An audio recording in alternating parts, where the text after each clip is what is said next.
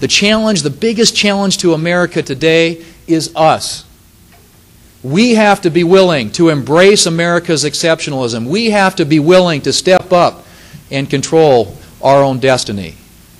And today we live in a world, we live in a country where we have allowed our debt to get up to $14 trillion because we haven't been able to live or willing to live within our means. And so now we run the risk of having the next generation of Americans being the first generation of Americans who are going to have a lower standard of living and a lower quality of life than what we've experienced because we haven't been willing to make the hard choices. So when you hear this, the Democrats say, well, the problem is we don't have enough revenue. We need to do this. Or the President says we need to invest in this. Well, you know when they say they're going to make an investment, what kind of a return you're going to get? More spending, more debt, more government, fewer jobs, and less freedom. That's what happens when you hear the President talk about investment. But they talk about spending and the problem that the problem really isn't spending, it's really a revenue issue. We just need more revenue. Well, when you're spending 25.3% of your entire economy on the federal government, it's not a revenue problem, ladies and gentlemen. We have a spending problem in Washington, D.C.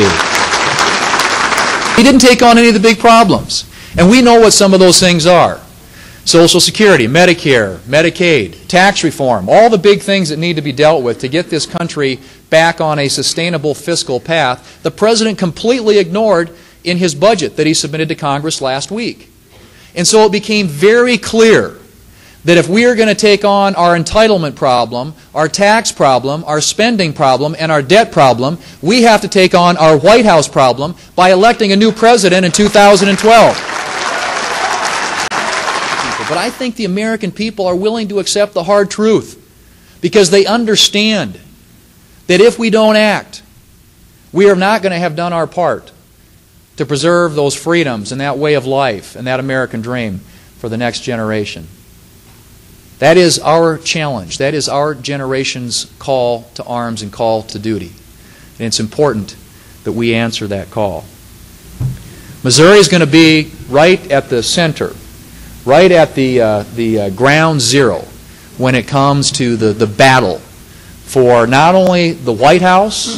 You're going to have a big governor's race next year. You're going to have a big Senate race. And we need you to do what you did in 2010 and step up and get this done again for this country.